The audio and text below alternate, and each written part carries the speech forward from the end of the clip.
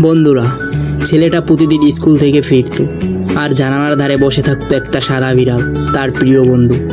ওরা একসাথে হাসতো, খেলতো, জীবনটা ছিল একটুখানি ছোট গল্পের মতোই। কিন্তু একদিন ছেলেটার পরিবার শহর ছেড়ে চলে গেল।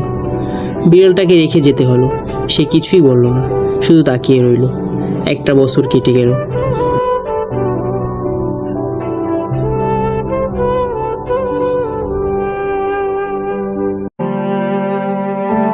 হঠাৎ একদিন ছেলেটা ফিরল আবার সেই পুরনো বাড়িতে।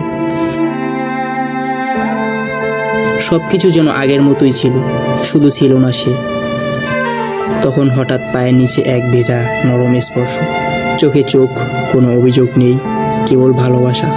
সে ফিরে এসেছিল, কারণ ভালোবাসা কখনো পথ ভুলে না। বন্ধুরা, ভিডিওটি ভালো লাগলে অবশ্যই সাবস্ক্রাইব করবেন, বেল আইকন বাজিয়ে আমাদের পাশে থাকবেন।